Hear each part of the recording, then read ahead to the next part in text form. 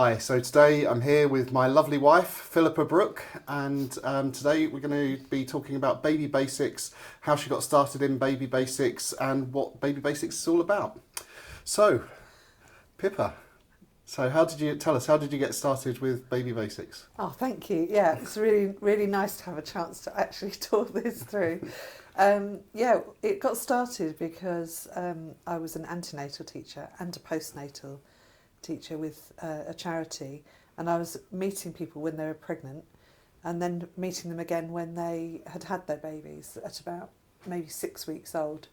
So then they were saying to me, we don't know what to do with all the clothes they've grown out of and the equipment that they didn't realise, well, they weren't going to use it. So I would often say, well, just give it to me and I'll pass it on to a charity.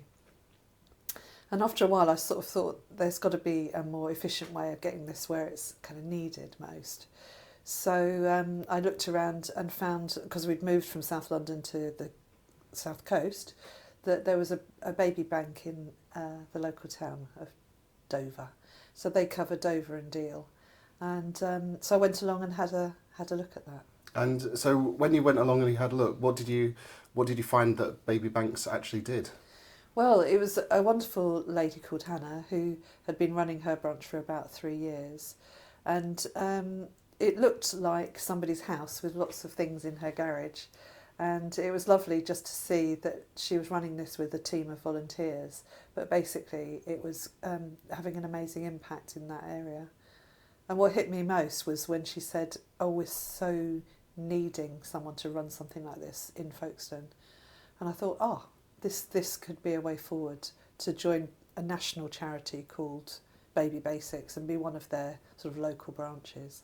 So do you feel like you had a lot of support from the main organisation, in terms of getting it up and running and finding out how it worked and all that sort of thing? Yeah, they were great. I mean, the actual CEO came here and met us both, and she needed a team of 3 to get it going. So there was yourself, Paul, and me, and then Helen, a friend of mine, who agreed to be the social media presence for us and to try and build a community around what was happening here locally.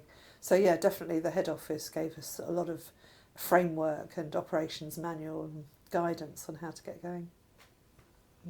So and how have you found it since it's been up and running? It's been amazing just to see how it's grown. We've been going like 5 years this March, so we started in March of the pandemic year when everything shut down. So that first year was incredible just to see people coming here on their daily exercise and dropping off donations of things that we needed, and then us packaging those up and getting them to where they were needed via all the health professionals and social workers who were involved in referring families to us. So yeah, that relationship grew. So now 5 years down the line, we're doing double what we were doing in that first year. And was it a struggle to get the word out when you first started with it being the pandemic and everything? Well, I think Helen would say that actually people were more likely to be scrolling on their phones in that first month or so.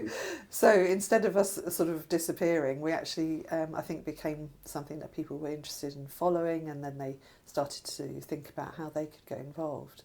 So over the years, from that very sort of difficult start, we managed to build up to a large community of people who support us locally. And it's been great to watch local companies support us, local charities who raise money for us, and other groups have really helped us out. Now we've got a team, I think it's 14 people who volunteer with us to help get things done. And what do you think it is about Baby Basics that really chimes with some of the local companies and charities and things like that? I think they just love the idea of us being like I use the word conduit, but just a sort of way of getting things from where they are in terms of surplus to where they're needed. And I think people love that that's the local community supporting each other. And I think when we see those items being donated back to us from a family that's received them, it also makes your heart kind of leap a bit when you understand that somebody who was needing things now is in a position to pass them on to someone else. Yeah. So companies want to get behind that whole recycling aspect, but also because it's got such a lovely reputation now. I think that's a really kind thing when people that have received stuff from Baby Basics then are happy to sort of give it back to Baby Basics for another parent to use it and stuff in the future. Yes, and I think that the lovely thing is that there's no judgment, there's no we don't get involved in selecting which families receive these things. It's up to the professionals locally. I think we've got 21 organisations that refer families to us now. So yeah, that word is getting out that there is help available if they need things for a newborn baby. It might be a cot, it might be a buggy or a pram, or it might be a Moses basket filled with all sorts of things, like a hamper full of lovely new or second-hand items, or it could be the baby bath filled with toiletries that they might need.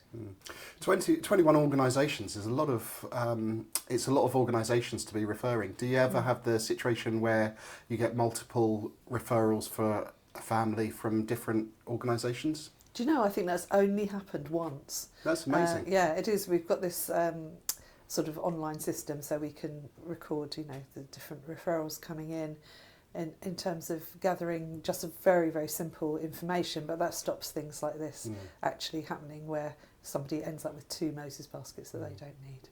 Okay. Yeah. Cool. Well, Pippa, thank you ever so much. Before we close, is there anything you'd like to say to round things off? Well, just that aspect of not every area has a baby bank like this.